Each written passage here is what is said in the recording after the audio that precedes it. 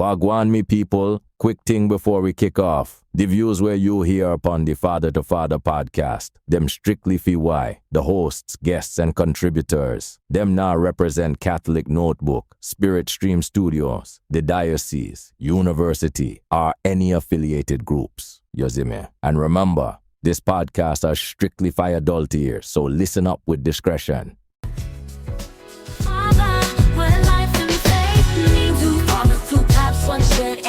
Navigating life's challenges, never the same.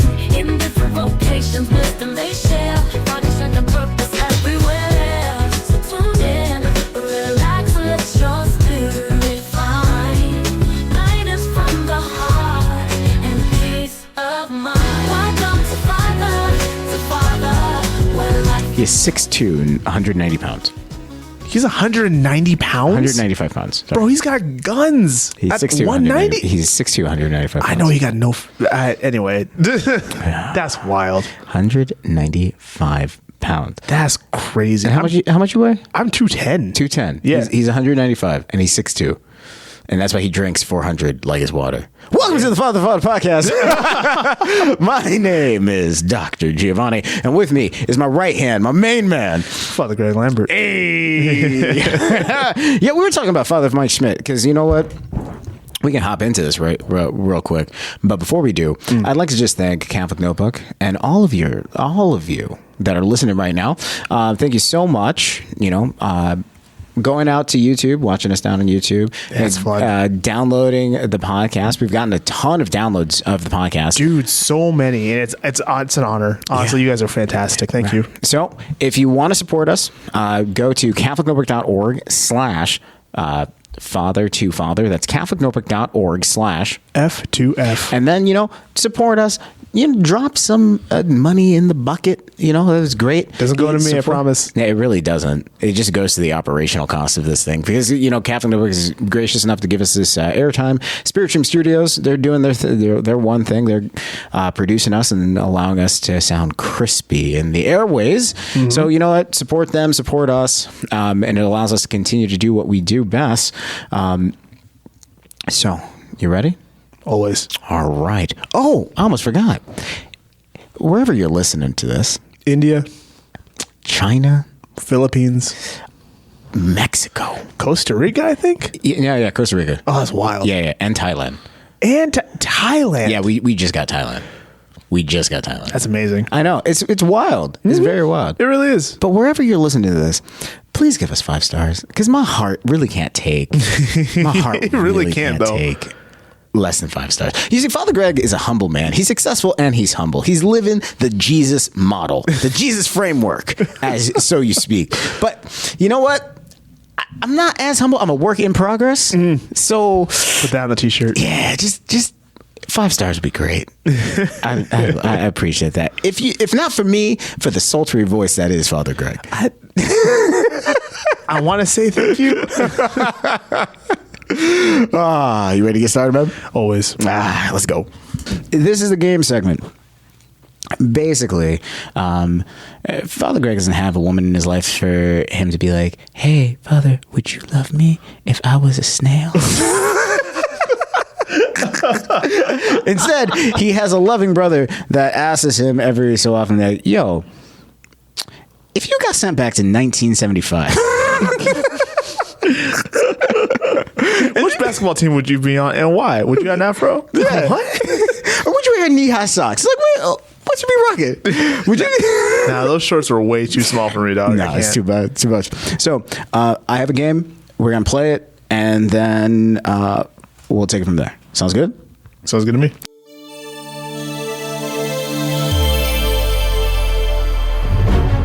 Welcome to the first round of the Father to Father Saint Draft, powered by Spirit Stream Studios. The pick is in, and with the first pick of the Sainthood Draft, Dr. Giovanni selects Saint Jerome, Doctor of the Church, Catechetical School of Alexandria. The title of the Living Library, and with that, he has the perk of getting instant access to a vast wisdom and ancient knowledge. So I have an instant library. And so in the house next door, there's a library with all the knowledge ever compiled. I don't read that much to be reading into that library. I don't even need to, because I can just be like, hey, yo, Saint Jerome, do you have this particular thing? What does the church say about this? And then he'll give it to me. He's like, what does the church say about werewolves? And he'll be like, oh, I got you. Augustine decided to write about this. And then with so much disdain in his voice. And then and if you don't know, St. Augustine and St. Jerome didn't get along a lot. They loved each other as brothers in Christ, but as scholarly partners, they were just like, nah. That's perfectly fair. Yeah. They loved each other where it mattered the most. Yeah. Because they had Pope Gregory the First to mediate. It was a different time back then. It was a different time. All right, who's your pick? The pick is in. And with the second pick of the Sainthood Draft, Father Gregory selects Augustine of Hippo, Doctor of the Church, Carthage, School of Rhetoric. Yep, the mind of eternity. Oh. He is the illuminate of complex truths with profound wisdom and clarity. Oh, okay. So ultimately for him, his perk is that ability to pull on the strings of the universe and give you all the wisdom. Oh, yeah. Which I find could be very annoying. It could be like if you're just trying to have a day where you know what, something went wrong or something's just frustrating, like someone cut you off in traffic and all of a sudden he's like, Father Gregory, you shouldn't get upset because you are but a sand. You know what? Stop. Exactly. Sometimes you ain't trying to hear it. Yeah, no, sometimes you try to hear it. But you know what? With the second pick of the Sainthood Draft, Dr. Giovanni picks the real one, the Desert Father himself, Saint Moses the Black. Oh, Saint Moses the Black. So we're picking obscure saints now? No, he's not obscure. Saint Moses the Black. He's the first black saint. Oh no, I know who he is. But before we were like, yo, don't pick any obscure saints. Like we gotta pick ones that people are going to know about. Saint Moses the Black is he's the first black saint. If people don't know about easy. He grew up. He grew up in the desert, right? Mm-hmm. And he joined a band of thieves. Yep. His story's very funny. He grew up in the desert, joined a band of thieves. After he joined a band of thieves, he got hunted by the officials and everything, and then he ran into the temple and hid amongst the amongst the monks. And then the monks were like, "All right, I guess this is what you're doing now." And he's like, yeah, can I just chill here for a while the heat lays low? And he's like, all right, say less. So he did. But then he became very, very devout and then converted as a result of that. And a group of thieves, 75 of them or whatever, descended upon that particular monastery. And he fought them and killed them all and defended the monastery. And he's like, yay, good for you, Moses. That's a good Netflix story. It really is. And he became one of the greatest desert fathers of all time. Mm-hmm. And then later, there was 1,000 of them that came for him. Effectively, they found out where he was, and 1,000 people came for him, and they descended upon the monastery, and he stayed back as the only person that stayed back. And his quote, which was a one-liner for the ages, he looked at the head monk and said, "Hey, Jesus said, live by the sword, die by the sword. My whole entire life I've been fighting. At least grant me the honor to die by the words of Jesus Christ. At least that way I can face him like a man." I was like,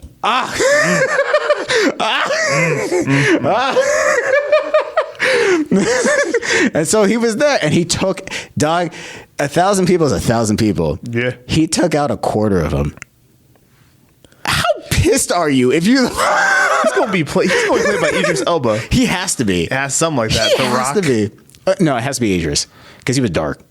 He was dark. Yeah. He was like moonlight dark. Moonlight dark. He was dark. Yeah. So yeah, Moses Black. You know what? I'm gonna go with the voice crying out in the desert.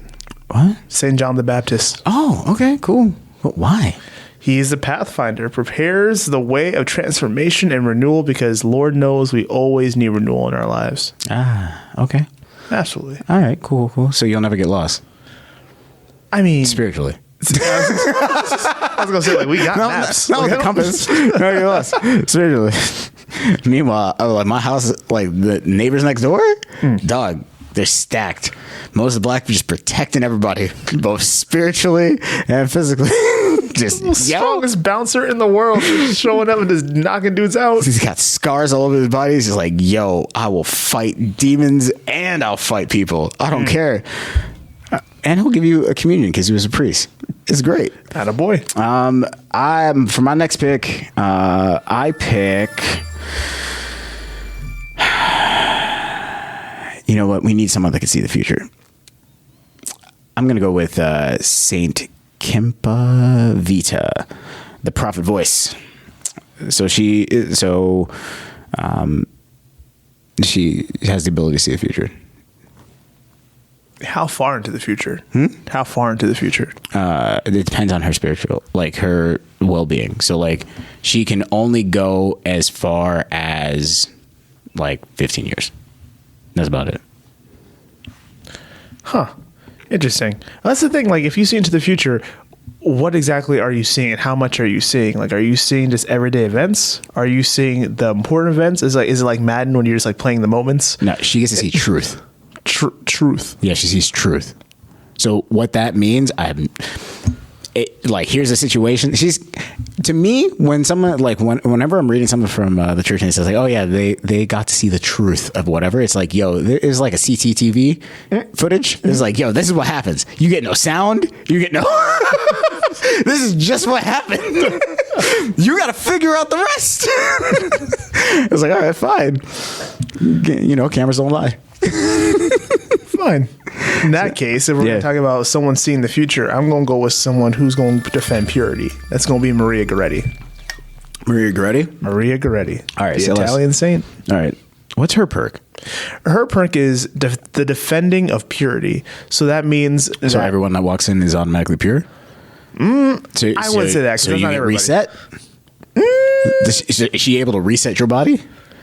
I don't know what that... What do you mean by that, sir? So your body becomes pure. Meaning what? Meaning that your body becomes pure. You just repeated what you just said. Meaning, what does that mean? You know exactly what that means. I don't know what that means, sir. Please explain for the people. Okay, let's say the listeners viewing at home. Listeners viewing at home. All right. So let's just say, listen. Let's just say you had a pass, and then you go over, and Maria Goretti's like, you know what? I see you got a pass. Here, you repent. Boom, purity. Now you start over. How pure? What do you mean, how pure? All right, and are we talking about like you were walking down the sidewalk and you stepped on a beal and you just dropped to your knees and started crying? Like, how pure are we talking? Like, are we talking about like, yo, like someone cussed in front of you and you burst into flames? Is it limit? No. Like it just resets you to like factory settings of purity. Not like children. Not naivete. You don't lose like you don't become naive. You just become pure. Meaning that like your sheets got washed. It was dirty. Now your linens are clean. So like it's effectively it's the same thing as going to confession. No, because she's not a priest. Yeah. So she can't give you absolution. She's not giving you absolution. She's just... But your inner state is pure. Yeah. So the concupiscence has been dulled? Yeah. Okay. So if confession is like... Imagine a dirty lamp. Mm-hmm. Right? If confession will reignite the fire, you still got the residue on the lamp. Yeah. So she will clean the residue off the lamp and make it look like brand new. Someone yell, it's like, I'm clean. Like, I can just... I mean, listen, there's a lot of people who have passed, dog, and that'd be a great ministry. It just sounds like a lot of people gonna cry, dog. It is. Like, it's a great ministry, though. I'm clean. Yeah, it's a great ministry. But you know what? You know who I'm picking? For my second to last pick, I got the Lightbringer. Saint Lucy. Oh, I'm like right ankle? No. No, the Lightbringer, Saint Lucy. That's what I'm picking. Saint Lucy. That's my pick. So basically, all it is like she gets to see she gets to see spirits, and she can. I don't need another reason not to be able to sleep at night, dog. No, but she sees the spirit. She controls it. She's good. That's it. All she brings right. light to the world. Fine. In that case, I'm taking St. Paul. Okay, great. For my last pick, I think it's going to be the greatest pick. I think it's a steal of the draft. St. Padre Pio. St. Padre Pio. Not only do we have the ability to be in two places at once, always, we also can see through people. Something about Padre Pio that is little known, or I won't say little known, it doesn't get talked about often enough, is that he was a heinously difficult confessor. Oh, yeah. Buddy would look at you either, or at least if he was looking at you, or if you were in the confessional, he couldn't look at you, but he probably could look at you still because he was who he was. Yeah. Looking at you, talking about, you didn't actually prepare for this. You forgot all these other sins. Like you looking for confession, you didn't even say anything. Could you imagine If you did that today? It could never rock. No. There's a lot of we gotta do a segment like which one of these saints will not be priests nowadays, because I feel like there's a lot of saints that wouldn't survive the modern day seminary, because there's just no way. Dude, Father Mike Schmidt, amazing man. Met him one good time, had a real good conversation with him. Love all his materials. Shout out to you, dude. I respect the heck out of you. Yo, if you want to collab, Father, let me know. Exactly. With all due respect, because I love Father Mike Schmidt, don't clip this and say, yo, he gave him a critique. Like, no, I like this man. I really do. I don't understand how he preaches the way that he does, which is his authentic self, because he does it every single time. I don't understand how he does that and made it through seminary. Because, and I say this because, when I went through seminary, You putting the shoes on? I would never be allowed to do something like that. I would never be allowed to either, one, start over my words, two, even try to do it without writing something down. This used to burn me, because now when I preach, I don't preach using a piece of paper. Because, one of the reasons is because my mind is always moving so fast. So I feel restricted, and also I have ADD. And so my eyes jump around the page all the time, so I get lost naturally. So if I don't have the paper with me, it forces me to move the point to the next point, also being able to adjust for who's sitting in the room. Right. And so I do that effortlessly now, and that's a gift from God. I wasn't allowed to do that in seminary because they had to be able to grade you.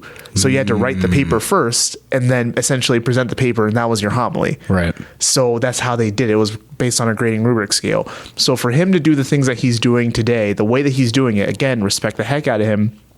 I don't understand how he did that in seminary, and I would love for him to answer that question for me. Like, yo, was it just like one of those things when you just you're just buying your time and you just did exactly what they asked you to do, and then like as soon as I get ordained, I'm just going to do what I want to do anyway because I know my voice? Or did you need to find your voice? I feel like it has to be, man.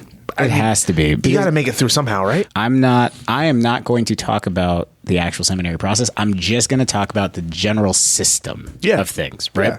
Because if you look at there's one thing within psychology is called industrial psychologists, right? So an industrial psychologist, what they do is they look at industry and they try to help overall systems within the industry get better. Okay. And so one of the things that you look at is what is the output of that particular industry.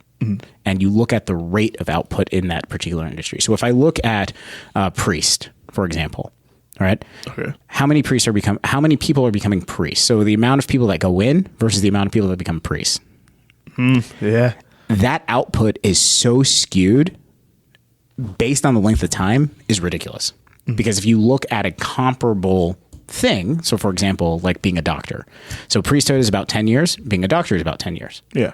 If I wanted to be a medical doctor, I'm not talking about like a PhD type. I'm just talking about like a medical doctor. Right? So if I start two men, one who's 18 years old, both of them 18 years old, and I put them through, one through med school, one through priesthood, at the end of that 10 years, I should theoretically have one priest and one medical doctor. Theoretically. That is not always the case. Yeah. And so you have to ask yourself, okay, what's wrong with the system there? Right? I look at the priestly system and I go, you should have at least 70 to 80% of your men graduating.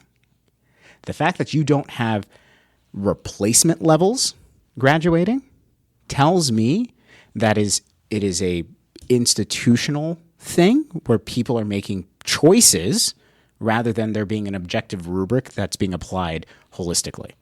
And that's not looking or saying anything about anybody. It's just basically looking at it from an industrial psychology perspective, because when you are trying to build a particular system, when you're trying to establish longevity, the one thing you want is like, hey, if this is going to be a long process, we want to make sure at the end of the day, it produces something. Yes. And if it doesn't produce anything, or it produces less than what we started with, then there needs to be a well-defined product. So the NFL, right? You start out with 5,000 prospects. Yep. But there's only 32 quarterbacks, right? Yep. Okay, fine. 32 starting quarterbacks. But those 32 starting quarterbacks are the elite of the elite of the elite. Yes. Even the worst quarterback in the NFL is still better than like any other quarterback anywhere. So it's like, okay, yeah, these are the elite of the elite of the elite. So I can understand where that comes in. So then you would, if you're going to tipper it that way, then you should be able to see the same thing within the priesthood system. And you don't see that as well. Cam Newton said that on a podcast when he was a free agent after the New England Patriots, and they asked him, like, do you think you're the best quarterback in the NFL? He's like, man, I mean, right now, am I the best quarterback in the NFL? No. But are there 32 quarterbacks better than me? No. No. No.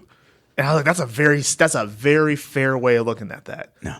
It's the best of the best. There's 32 of these jobs in the world. Yeah. Am I number 33? There's no way I'm number 33. Am I number 1? No. But can I be number 15 or 16? Probably. That's a good way to look at it. Yeah. So maybe we shouldn't be sitting on our couches yelling at some dude who is the lead of the elite talking about, you just threw a pick. I'm like, yeah, because 300-pound men that run 4.40s were coming from my kneecaps. So maybe. Well, I mean, it's very, and that's what I'm saying. Like, it's very easy to critique someone. Oh, yeah. When you're not the one under fire doing like, doing the thing, right? Yeah. But when you are under fire, now you understand, like, oh, this is a lot harder than it looks. And so that's why, like, when you're looking at the priestly system, you have to wonder, at least for me, like, and again, I'm just looking at it, and I'm making this caveat because I don't want this to turn into a situation where people are like, oh, well, you see, they're talking. No. Because when you look at it, if you're going to make reasons for why certain guys leave, or hey, this is the reasons why we're doing this, doing that. Yeah. That is your reasonings. That's between you and God. Yeah. That's between you and God. And if you're going to sleep well at night because of it, okay. Yeah. However, what you can't do is defy logic. That you would be right, sir, is between you and science. And so and everybody can do science. And so, like, when you look at your industry, like, your industry is not special just because of the vocational aspect. Every industry has a vocational aspect to it. It's this notion of like, oh, all of a sudden we can't talk about it because it's religious. No, we should be able to talk about why are we experiencing such low output, but then what gets produced isn't at an elite level. Because if it was at an elite level, then we should have more Father Mike Schmitz. But we don't have more Father Mike Schmitz. We have a lot of no-name people, but we don't have Father Mike Schmitz. Why is that? Why is that? That's an interesting question. And that's all I'm saying is, like, if you have less priests that get produced, they have to be at the Father Mike Schmidt level. Yes. And if they're not, then you have questions about your system. Is your system actually producing what it says it's going to produce? Well, that's the interest. That's the caveat then. So does Father Mike end up being the bar for? Yeah, he is the bar. No, Father Mike Schmidt is the bar. And when I say the bar, I mean the bar for what kind of priest? Is that a successful priest? Is that a priest that is personable? Is that a priest that is a? No, he's the bar for an overall priest. Okay. He is the bar for an overall priest. And the reason why I say that is because at the end of the day, whether you like it or not, the world is not the same way it was in 1990 or 1960 or 1950 or whatever. And so Father Mike reflects the fact that the world is not the same. And he is living in the world, but he's not of the world. Yes. He has an Instagram, But he ain't in anybody's DMs talking about, hey, girl, what you doing? Like, that's not him. That's true. That's not him. He's not having scandals or anything like that. He's not out here. He's not on a cologne commercial that makes 0 sense. No, he's not doing any of those things. Yeah. Everything that he does is an extension of the ministry that he has, because at the core of him is, hey, I am a priest of God first, and then I do all these other things. Amen. And it's not like, oh, okay, yeah, it's whatever. But the other part of it is he doesn't choose mediocrity. Yes. And I think that's a big portion of it too. Yes, absolutely. That guy puts out quality content in everything that he does. Yeah. Like you don't ever got to worry about him showing up somewhere and just mailing it in. Yeah.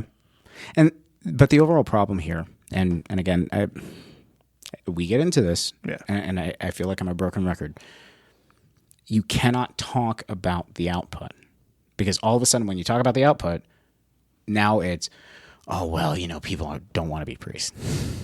I'm like, but oh, well, it's the Holy Spirit. The Holy Spirit will provide. there was a time in American history where people wanted to be poets. Yeah. People forget about that. Yeah. Like People that was forget a about that. thing. They really forget They about want to that. be poets. They want to be artists. There was I'll raise you one. There was a time in American history where, as an American male, you could get a notebook and get paid by the U.S. government to walk into the woods and write stuff that you see. Yep. Yep. Or, here's a shovel. Go dig a hole. What are we digging for? We don't know. Just go dig. Yep. Here's some money. It builds character. Go build this road. Louisiana. Go build this road. Where are we building it to? We don't know. But you can't be. But there's nobody who wants to be a priest, Right. Have we not? I don't want to say market it, but have we? No. That's the thing, though. Market. Why aren't we marketing? Because that's the thing. If we use the word marketing, a lot of the times it gets seen by the religious community as, oh, see, now you want to be of the world. Oh, so pause. So how does the USCCB put out their materials? The exact same way. Exactly. The exact same way. Exactly. They have Facebook posts. They have to market it somehow. I just saw one with a bishop, and it was crisp. It It was was- nice. I know what you're There was- talking about. Yeah, there was It- background music. Oh. Dude looked handsome. He was was good. talking about something that he loved. I was like, why don't we have more of this? I think it was like Bishop Stephen's talking about Yeah. Saint Stephen or something like that. Yep, I'm like, yep. you even got like the Bishop Stephen talking about Saint Stephen. I'm like, yeah, That's awesome. That's awesome. It's well thought of. But you don't see that across the board. You do not. You see it for the USCCB, but you don't see it from diocese to diocese, because if it's from diocese to diocese, it has to do with what the bishop wants to do when it comes to his outward focus and the image of the diocese. Right. And that's completely up to him. He has the ability and the authority to control that. Right. And so, at the end of the day for us, a lot of it really does focus on like where people actually sit with this whole discussion. Yeah. And if they really Yeah. want, because I'm under the impression now when I'm looking at these numbers, especially since I'm in research constantly, is just, you don't want to know why the numbers are the way the numbers are. Like you really don't want to know, and you want to hold the opinion that you want to hold. Because in order for you to know that, you would have to now address issues that you may or not want to change. Exactly. That's exactly what I was going to say. Yeah. If you get the answer and you know exactly what needs to change, now you have to have that internal struggle of, well, now a direction has to be chosen. I'm going to say something. You don't have to even react to this at all. I guess I just got these orders and I may not be able to. So I'm going to say something. You don't even have to react to this at all. I think it's odd. Personally, I think it's odd that when you look at the number of black clergymen in general that are like American-born clergymen, it's less than a percentage. I think that's just odd. I mean, that's an actual general statistic. I also think it's odd that like there's like 75 black seminarians. I knew that one was coming next. I knew that one was coming next because I was like, he's going to say it. He's going to say it. I just think it's odd. But it's never any more. It's never any less. I just think it's odd. Exactly 75. I think it's odd. Like you don't see a large black population, even though you do have histories of like really vibrant black communities that then disappear overnight, but we don't talk about it. Yeah, that's also true. Like I think it's just very odd. That's Fayette. Oh yeah, Fayette, Iowa. That was a big thing. You also see this in Missouri as well. Like Missouri Springfield had a huge black community that disappeared. A lot of the Midwest had like people forget. Like for example, Iowa was like one of the second or third states to have interracial marriage. Yes. And they had a vibrant black communities out here. Yeah, but at the same time, they had interracial marriage with the understanding of like, well, find a black person, we dare you. There's nobody else out here. And you know what? People did. They searched. That's the wild part. They went digging for gold. My God. Black gold. Black gold. Oh, You're welcome, ladies and gentlemen. Hey, any final thoughts on this? Man, nah. Yeah. I ain't trying to get Greg, Dr. G was good. I know it sounds clear, I know it's misunderstood. The story's wild, yes, out there, no doubt. But just lean in close, just hear me out. Hear me, hear me, hear me out. Give me time, let me speak, no doubt. The truth's in my words, the realness will shout. All I'm asking is hear me out. It's not. Alrighty. So it's hear me out. You know the rules. 5 stars, you're in the clear. You got the green light from myself and Father Greg. If you got a 1 star, which the last couple of ones gotten 1 stars, man. From 1 you. stars from me. Yes. From me. Father Greg is showing grace, mercy, and compassion. I'm trying. But the world we live in. But if you got a 1 star, confession. Do not pass go. Do not collect $200. You are going straight to confession, which is on Thursdays. Also, since you wrote this on the internet and then you gave it to us, we're not trying to make fun of you. I promise you, we're not trying to make fun of you. It's just that I got an issue sometimes when I'm really shocked. I just start laughing. Yeah. It's a bad skill as a priest. I've worked really hard to make sure it doesn't happen anymore. But I'm in a very comfortable space right now, my brother. So Also, you hear me laughing, it's because I'm shocked. But also, we love you. Yeah. Listen, when you're listening to the Father podcast, we're family. Yeah, absolutely. Come to the table. Yeah, just come to the table, relax, kick back. And also, in a Caribbean family, if you are not used, yes.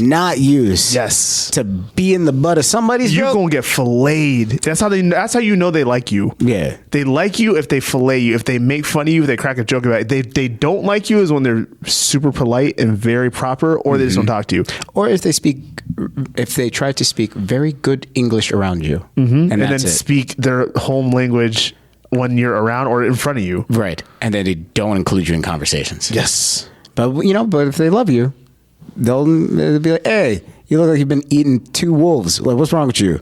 Like, I'm like, what? It's like, yeah, I'm saying you're fat. What? You're like, that's aggressive. It's So aggressive. I say it because I love you. Now come here and eat some more. I'm busy. I can't I be in don't the gym care. the way You're I never used to. busy enough to eat. Now come show me that you love me. Eat this food. Rice and black beans. Golly. Oh, goodness. Alrighty. So, hear me out. Am I really a bad guy for helping people discern? So, I've gotten a bit infamous amongst my friends for how I handle my breakups. My name is James. Let me paint this picture. I keep dating women who, after a few months, hit me with the classic line, I need to discern my calling. They put on the serious, contemplative face, telling me that they need time to reflect, grow in their faith, and focus on their spiritual journey. It always sounds so noble, so soul-searching. And of course, as a decent Catholic guy, I wish them the best. And tell them, take all the time you need. But so the joke's on me. 3 hours later, I'm scrolling through social media and I see the same girl who I was just talking to about her profound, quote unquote, discernment, subtly cozying up with one of my hotter friends, grinning ear to ear, looking like she's having the time of her life. I swear, it's like I'm a stepping stone for these girls to upgrade to my more attractive buddies. The first couple of times I brushed it off. By the 5th or 6th time, I was fed up. So I devised a little plan. Not out of spite, But I just was helping them connect to what they said they wanted. When a girl broke up with me, I would throw and threw at me the whole discernment excuse, only to immediately date someone better looking. I submitted her name to the local convents and religious organizations for a serious spiritual retreat. And I don't just pay for a spot. I make sure she goes. I start with a public announcement on Facebook, congratulating her on her new path of spiritual discovery, tagging mutual friends, church members to ensure the post gets maximum visibility. Then I send a mass text message out to her and her friends and her family, announcing how proud I am of her for taking this step to deepen her faith. On top of that, I pay for a robocall service that leaves messages on her phone to her loved ones, cheerfully inviting them to support her on her journey of discernment. Basically, the call goes something like this: please keep this girl in your prayers as she seeks to deepen her faith and discernment of her true calling. With all that pressure, she has no choice but to attend the retreat. And, some of them actually benefit from it. One of my exes became a dedicated volunteer at the convent after attending. Another wrote me a heartfelt letter about how the retreat helped her find clarity and even apologize for the way she moved on. Friends think it's a hilarious, over the top, and they started calling me Saint Petty for my antics. But I like to think I'm giving these girls exactly what they claimed they wanted: time, space, and a real chance to discern. So hear me out. Am I really the bad guy here? I mean, if someone's going to, quote unquote, discern as a excuse to break my heart, then jump into the arms of my more attractive friends, shouldn't I be allowed a little divine retribution? It's not like I'm forcing anyone into a habit. I'm just giving a little heavenly nudge in the right direction. Heavenly. You need a recap? Yeah. What was that movie? Is like Good Luck Chuck? Yeah, that's basically what it is. Yeah. It kind of feels like that. So, like, the funny thing is, I've known a guy like this, and we can talk about it later, but I've known a guy like this. Like, he's like, yeah, he's dating this girl. The girl comes up to him and is like, hey, look, I need to discern. And he's like, all right, say less. And then he's scrolling through social media, and he's like, oh, shoot, that's the same girl. Mm-hmm. And she's cozied up to one of his more attractive friends, which is wild to me, but that's what happens. He's like, yeah, it happened a few times, but then by the 5th and 6th times, he was fed up. So then the next girl that did that to him, he's like, you know what? Get this robocall to all your friends and family. Get this Facebook post. Yo, I'm going to sign you up to this retreat. I'm going to pay for it too. And on top of that, get these announcements. And then they go on these convent retreats to go really discern their sermons. And that's what he does. Buddy's out here churning more numbers than the vocations director. Yeah. For no reason. He said, yo, word? You want to put your money where your mouth is? Say less. I will pay for it. And I will see to it that other people know that's what time you're on. So we'll see what happens from there. Gosh. And, he's like, yeah, some of them are like, hey, yo, I'm sorry. Some of them are saying like, hey, I actually grew because of this experience. Some of them are still volunteering at these locations to this day. So he's like, yo, is it really that bad? Because all I'm doing is like, I'm not really doing any harm to them. Well, that's true. But I acknowledge, yeah, it is petty. Yeah. So what's your thoughts? Well, it's 100% petty. Yeah. This is only happening because of pettiness. It obviously, in as sensitively as I can possibly say, there is a real wound there because it has happened multiple times. I think there is a slight question that needs to be asked, though. What? If this has happened 5 to 6 times, yeah, that means that the people that are dating this individual know that is the exit ticket. I will not say that every single Catholic girl would use that exit ticket. I think that there is something within this individual, within these relationships, that says, oh, if I say this to this individual, then I will get out clean and he won't say anything about me or to me. And it'll make the situation go easier. Is it and I don't know, this is just purely speculation, but is it possible that the people that this individual is dating, this male is dating, Right. is there a fear of an emotional outburst or reaction? Is there a fear of insecurity? Is there a fear of blowback? I don't think so. Like, I really don't think so. Then why lie? Because you're going after his more attractive friends. Like, that's why you would lie about it. But yes, and I would believe that if it wasn't for the fact that 3 hours later, that's so soon, dog. Okay. That's less than it takes to mail a letter. Okay. Like, what are we doing? So, like, I can tell that you've been out of the pool for way too long. I am as celibate as they get. That's what I'm saying. That's what I'm saying. a man in a cloth. He said 3 hours. I'm like, wow, that's a long time. That's a very long time. The 3 hour delay that he's probably thinking is just basically like he found out 3 hours later. It's not 3 hours. She already decided well before she left.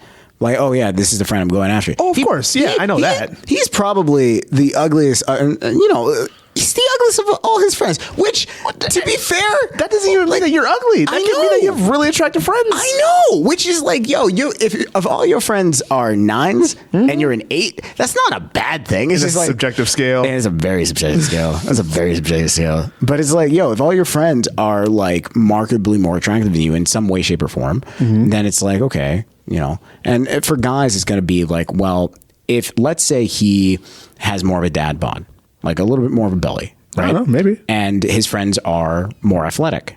I'm just going to put that line of separation. Yeah. And then he doesn't bring his girls around his friends because he understands, like, hey, look, this tends to be an issue. But he can't hide it forever. Eventually, they do hang out. Next thing you know, girl gone, and says, hey, I got to discern. And there's 2 parts here. One, why are these girls constantly saying they got to discern? Why can't they just straight up say, like, hey, yo, I don't want to be with you? Because it's a whole lot easier to say you're discerning and not blow up at the individual than to say, I just don't want to be with you and have to deal with consequences. Like, just point blank, period. That's so much easier just to feel like, I don't want to deal with, like, listen, I don't like you that much. If we're truly dating for marriage, like, if the idea is I'm supposed to be dating you for marriage, yes, right, then let me act like I am actually engaged with you. That's the whole point. To a degree, yes. Well, what's the point then? Because if we're going to act like we're engaged, and that means that you're going to do everything up until what an engaged couple would do. Okay. What is the difference between an engaged couple and someone who's dating? Commitment. Okay. Well, no, but like, if I'm dating for marriage, yes, right? Yes. Isn't engagement dating for marriage? The restrictions are the same within the Catholic Church. You're not doing anything different. Yes, but it is a different level of what you guys are doing, talking about, and moving forward with. Because when you guys are engaged, you're saying, all right, cool, I'm agreeing to marry you within relatively a year to 2 years' time. When you're dating, you're not guaranteed that. You're like, hey, I can see myself being in a long-lasting commitment and relationship with you that would end in marriage, and then we would grow old together and have kids.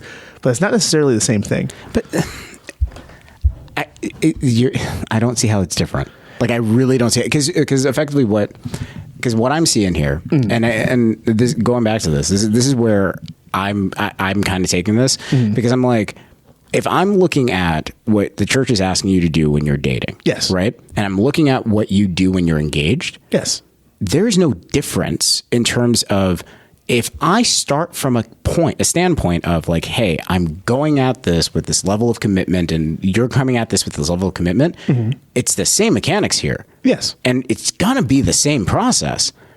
Yes. It's the same thing. Process. But it's the same thing. Yes, in process.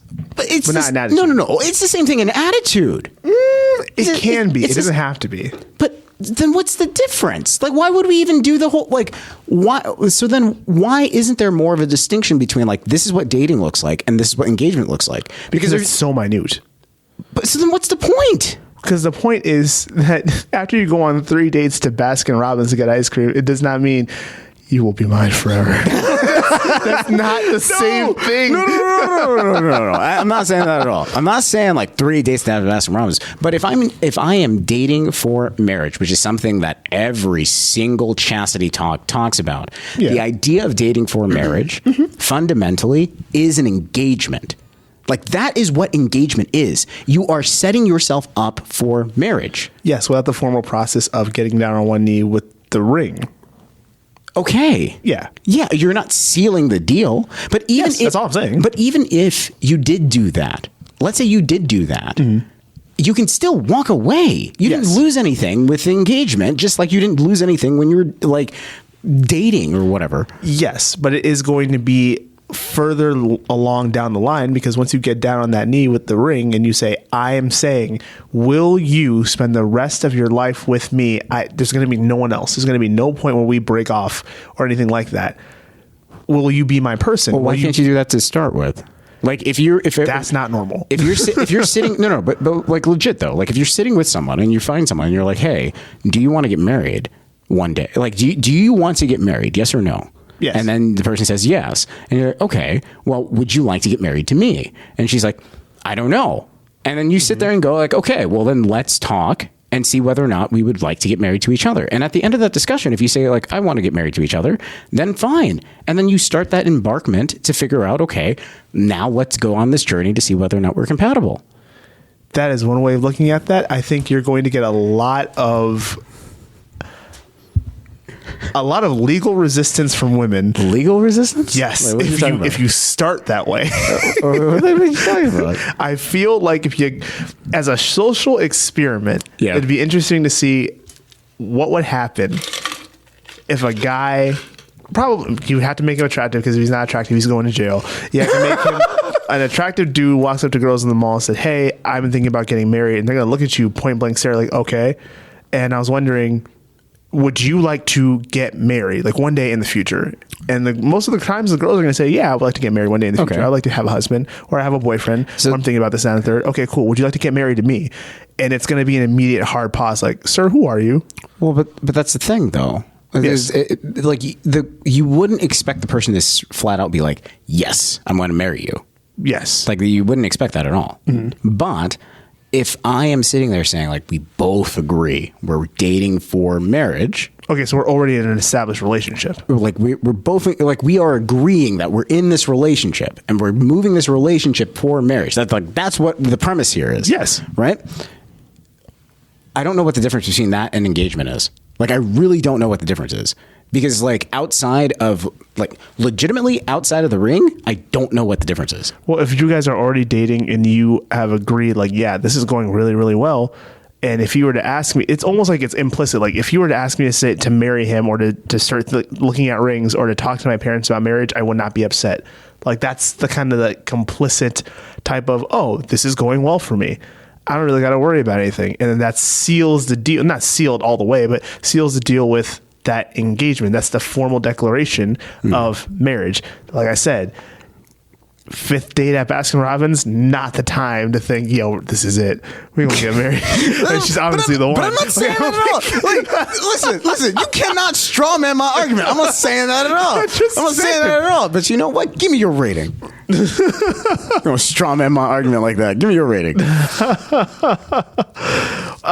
You know what? I love the fact that he's not hurting anybody. Yeah. Like I love the fact that it's not to the point like, yo, he's destroying property, or he's ruining someone's reputation, or he's sending threatening notes or anything like that. Is it petty? Yes, absolutely. Through and through. Yeah. Through and through.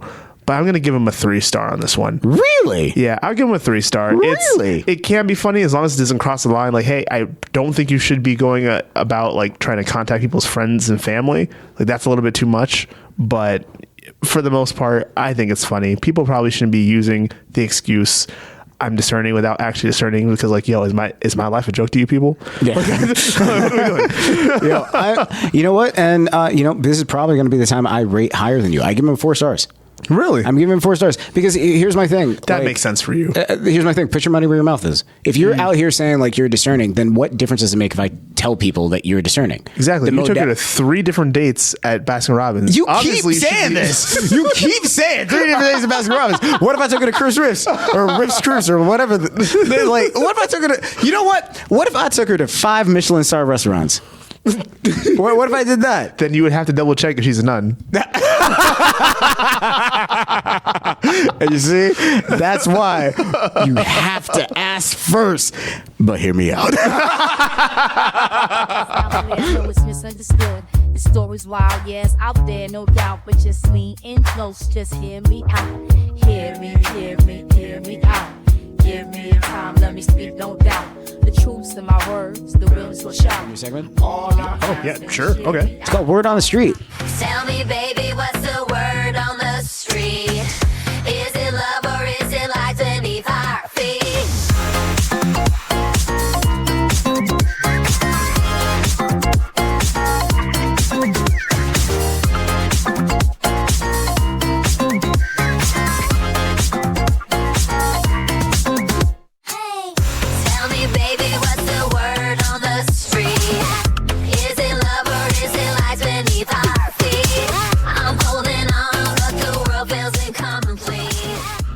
Anyway, so what's this called? It's called Word on the Street. It's Word on the Street. Like, okay. Yeah, okay. So Word on the Street.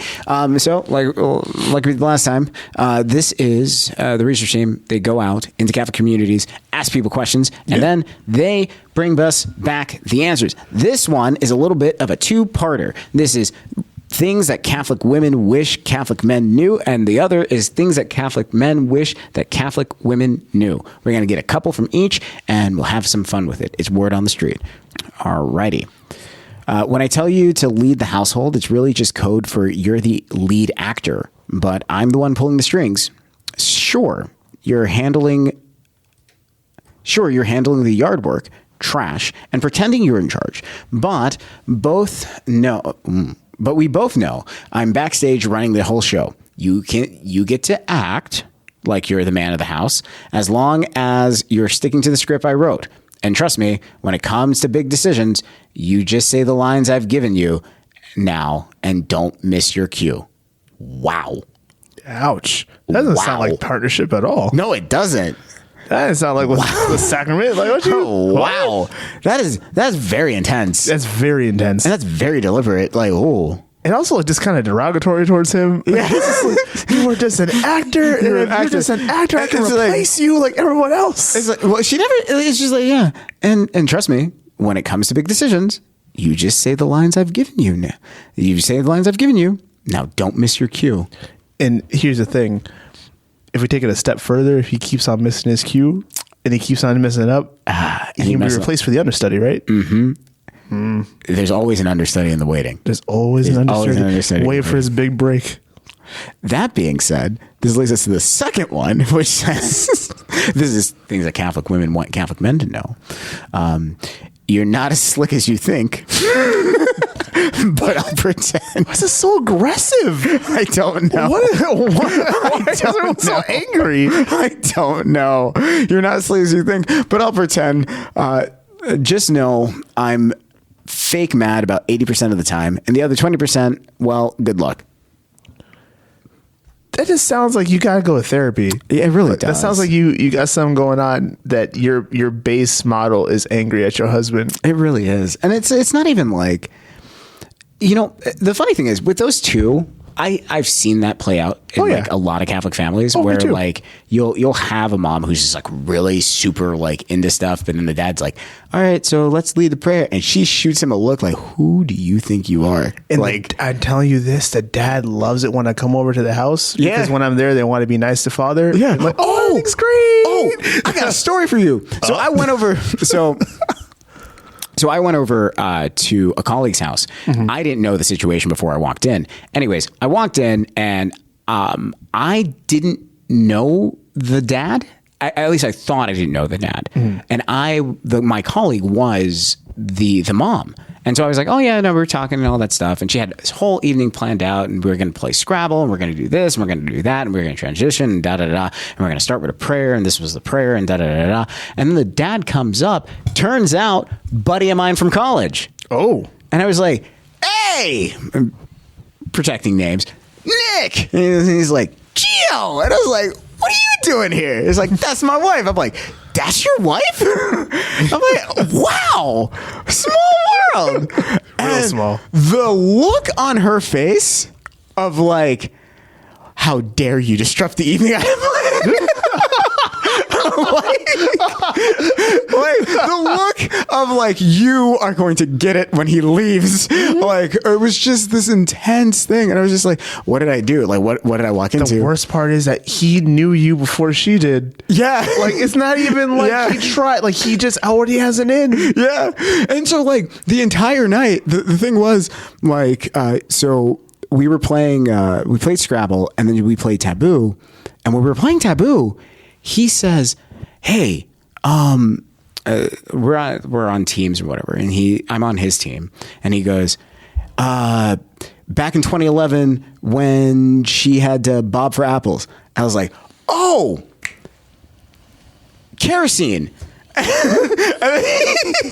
he's like, yes. And so it was a lot of those types of things. And she was just getting more and more upset. And then she tried to do the same thing with like her daughter who was in college. And she's like, remember when we went shopping on Thursday? And her daughter's like, we got crackers. And she's like, no, what did I say?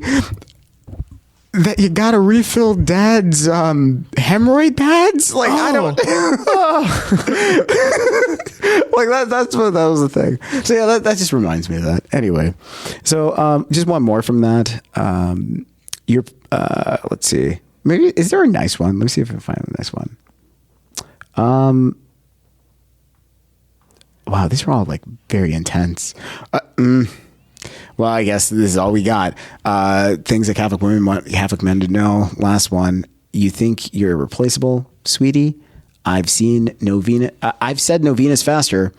You're a 1-day shipping problem at best. Golly. Yeah. Why you gotta throw the rosary in there too? I don't know. Like, Mary approves of what I'm saying right now. It's cool. It's cool. All right. And ladies, this is what men had to say. We're just gonna do like 2. Let's take random ones. Yeah, we're simple. Yeah.